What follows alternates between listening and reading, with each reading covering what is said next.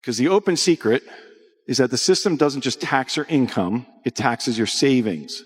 What do you own when everything inside the system is either inflated, illiquid, or guaranteed to lose value in real terms? So some quick math, if Bitcoin captures just 1% of global assets, just 1%, that's a $10 trillion valuation, or a 5x from here, without requiring retail FOMO. But for the bold, adding 10% of Bitcoin to your portfolio quadruples your return to 495%. James Lavish opens with a brutal truth. The global economy is now caught in a self-reinforcing cycle of debt and liquidity dependence. The sheer scale of accumulated debt, especially in the US, has reached a point where the system can no longer function without continuous money creation. This isn't a temporary phase. It's the foundation of the modern economic machine. And before that, be the one who says I was here before 100K. I'm on a mission to hit 100K subscriber before 2025 ends. Help me get there. Subscribe now and drop your thoughts on the market in the comment.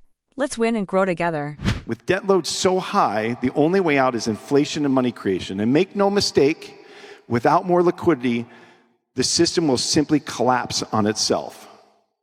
And so this chart shows that global money supply growth since 2000. You could see that acceleration in 2008, and then it goes vertical in 2020, where we're adding over 7% per year of money supply, compounded to the global supply. Remember that number. We're going to talk about it in a minute. And here we see in the US how the US Federal Reserve balance sheet grows lockstep with federal debt. That's not an error. That's not a mistake. It's purposeful. That's what we mean by when we say irresponsibility demands liquidity. More debt, more printing. More bailouts, more printing. More fiscal spending, more printing. And if you know that, you also know this: the purchasing power of fiat is structurally designed to decline. All right, let's get into the good stuff about institutional investing. Because the open secret is that the system doesn't just tax your income, it taxes your savings, quietly, relentlessly, systemically. And this ultimately, where it breaks the traditional model. Bonds don't hedge, cash doesn't preserve, the anchor asset becomes a liability. That's the problem for investors, for professional investors, for individual investors, for retail investors. Everybody has the same problem. And the old safe haven playbook is obsolete. You need assets that sit outside of this repression loop. So you have to rethink what safe even means. Which brings us to the obvious question: what do you own when everything denominated in fiat is quietly melting away? That's the question that these portfolio managers have to face every day. All right, so this is the elephant in the room. What do we do? What do we do when there's no safe asset sleeve? So this chart tracks 30 years of institutional portfolio evolution.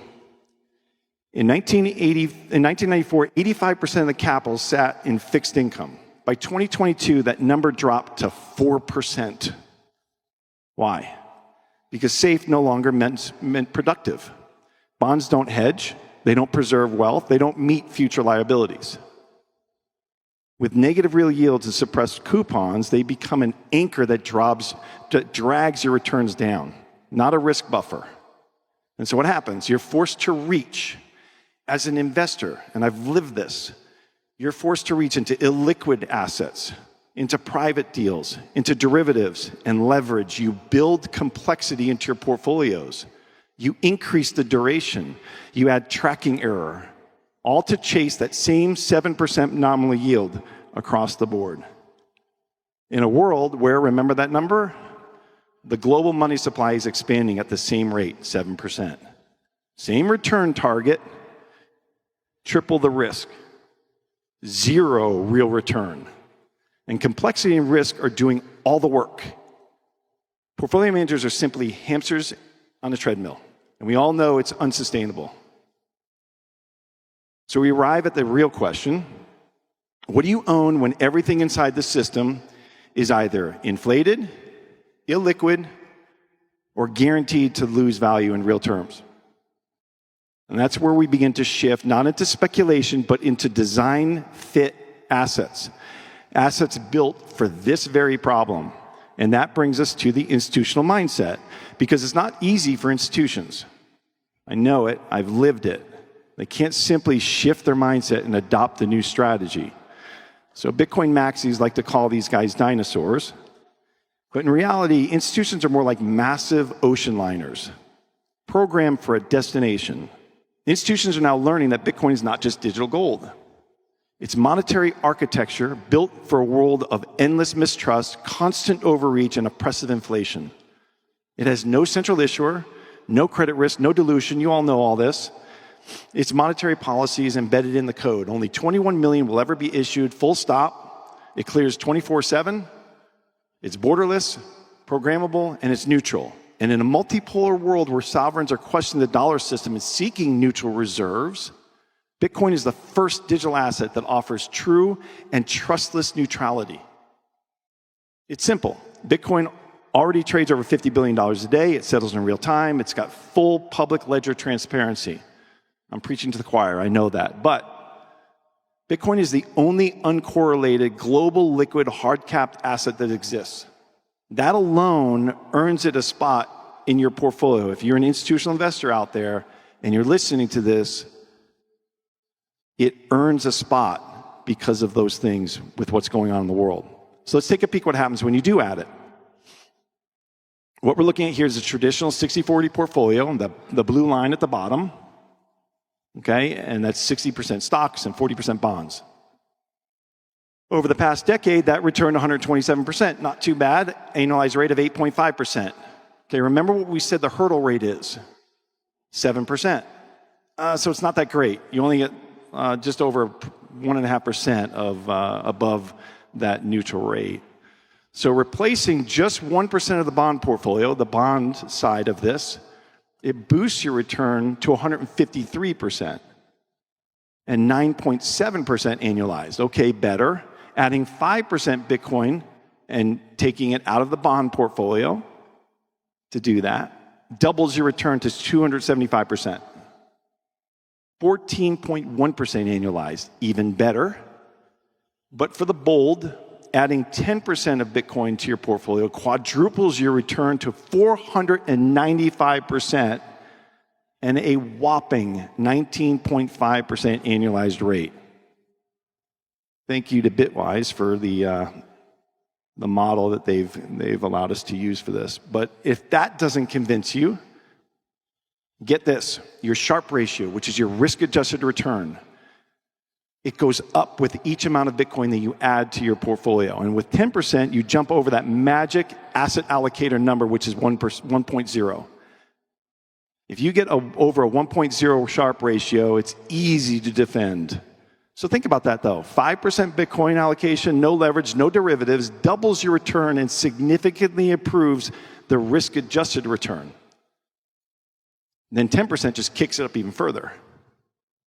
For any allocator, managing volatility or tracking error, that's not just compelling, it's portfolio engineering. It's not just about betting on Bitcoin now, it's about using it as a convex payoff in a world where traditional assets are delivering linear risk and negative real return. Many of you have seen this chart before. Jesse Myers lays it out clearly. The global investable assets are now over $1 quadrillion. And so, yeah, Bitcoin's the smallest one on there.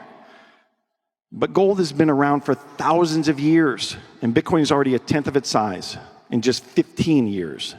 So some quick math, if Bitcoin captures just 1% of global assets, just 1%, that's a $10 trillion valuation or a 5x from here, without requiring retail FOMO.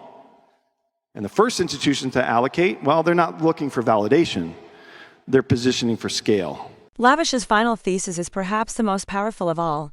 Bitcoin is not a rebellion, it's a refuge. What we're witnessing is a quiet but unstoppable migration of capital. Institutions that once dismissed Bitcoin are now adopting it not out of belief, but out of necessity. The old system is bloated, fragile, and unsustainable. And Bitcoin has emerged as the only credible release valve. It doesn't need to dominate portfolios. It doesn't need to win over the world. All it takes is a 1% allocation from the right, Players, sovereign wealth funds, pension funds, insurers, and the price revaluation would be seismic. In a report from Gemini and Glassnode just this last week, they found that over 30% of Bitcoin's circulating supply is now held by just 260 centralized entities. So this points to directly deepening custodial centralization. What does that mean? It means institutional adoption. And so since early 2015, the Bitcoin held across major institutional and custodial entities have surged to 6.2 million BTC, or an increase of 924%. Look, most institutional managers, they manage multi-generational capital. They don't chase trends, but they all share in the same pressures: duration, mismatch, underperformance, and currency concentration. So this chart, this shows the different reasons that asset allocators are investing in Bitcoin. And of some of the questions they've asked, are you investing it because of duration, or because of speculation, or because of diversification? The blue line is diversification, the black line is speculation. So diversification has emerged as a top reason for investing, overtaking speculation recently.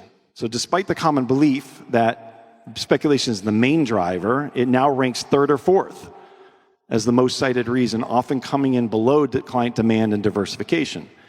So as fiduciaries, institutions are forced to ask the question, what assets survive if trust in the sovereign money continues to erode? Bitcoin doesn't need a 50% allocation, it just needs 1%. From the right players. Because when they allocate, they don't sell, they just rebalance, they normalize it. Bottom line, Bitcoin is the default escape valve, not a rebellion, a refuge. And it'll soon become the pillar asset that portfolios are built around, not the US Treasury, not the 10-year Treasury, it will be Bitcoin. And we're witnessing a quiet institutional adoption. Again, not through hype, but through structure, through process, through the risk models and due diligence and those memos, through all of that. And that's what makes this moment so powerful. Bitcoin isn't being pushed, it's being pulled by the same system that once dismissed it, laughed at it, attacked it. Have you seen what's broken? You've heard and been shown the exit. You now see it. The infrastructure is built, the capital is moving, and now you have a choice. You don't need to believe in Bitcoin. You just need to believe in math. Lavish notes that we're nearing a critical inflection point. Bitcoin isn't just entering portfolios anymore. It's positioning to become the pillar asset. In a world where US Treasuries once defined long-term wealth preservation, Bitcoin is emerging as a modern replacement. The infrastructure is built. The institutional models are ready. The capital is already moving. At this stage, the real risk isn't owning Bitcoin, it's ignoring it. Asterisk, you won't believe what's next. Click and see.